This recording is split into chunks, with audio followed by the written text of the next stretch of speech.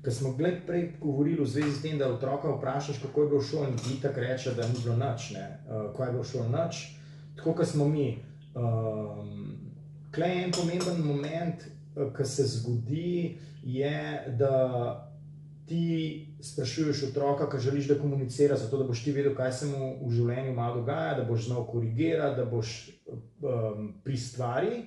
Ampak težava je v tem, ker istočasno pa pravzaprav otrok od tebe pa ne dobi nič od tega, kar ti od njega hočeš. Zato, ker smo pač taki, ne želimo obremenjevati otroka z našimi problemi, z našim življenjem, da ne bo on obremenjen in tako naprej, in posledično pravzaprav ti ne skomuniciraš čist nič.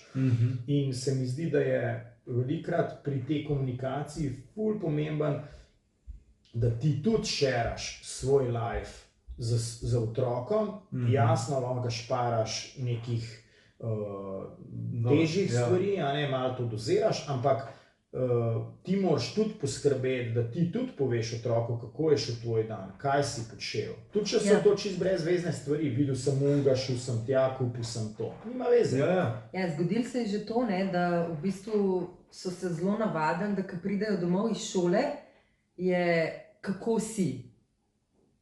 Oni naju, kako si mami, kako si ati. In pričakujejo odgovor, ne pričakujejo v redu.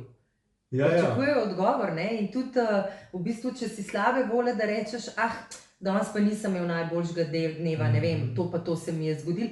Tako, kot je rekel Matjaž, vsej težjih stvari jih šparaš, jasno, da se razumemo, ampak v osnovi pa, da si tudi ti odprt, pa da tudi mogoče vidijo, ne vem, če se kot odrasel skregaš, recimo kot partner, pa se ne da vedno... Če se, jasno, ker mi se ne, veš.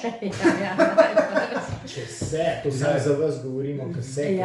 Ne, v glavnem ne moreš vedno igrati nekega happy face-a, včasih so stvari v bistvu se preveč nasičali ali pa so dnevi taki in imaš upadlo faco, in ta mali to vidijo, ne moreš pač... Če ne vidijo, čutijo. Absolutno, in se ne moreš delati, da nič ni, in pride, ne vem, Tristan pa reče, pa kaj je mami, in pač mu poveš, mu razložiš, ampak jasno se trudiš to delati v nekem okviru, ki je njemu razumljiv, da ni, tako kot si rekel, preobremenjen.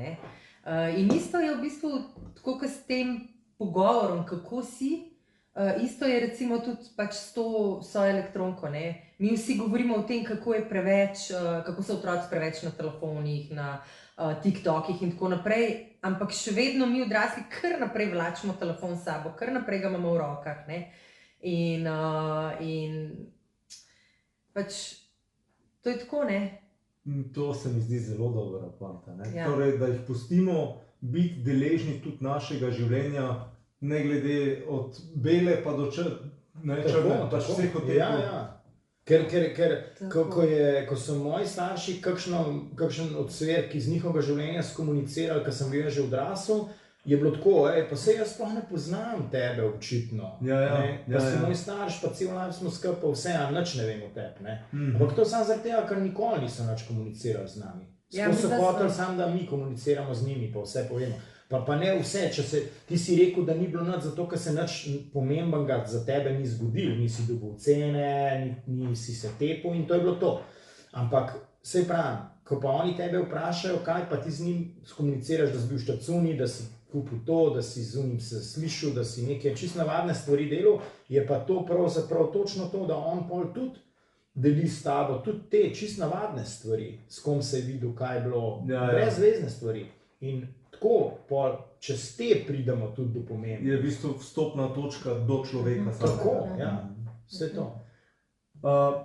Prispeli smo do konca podcasta, pa me zanima, kje lahko izvejo ljudje kaj več o tem, kar sicer tudi vidva počneta, pa kjer lahko stopijo v kontakt z vama.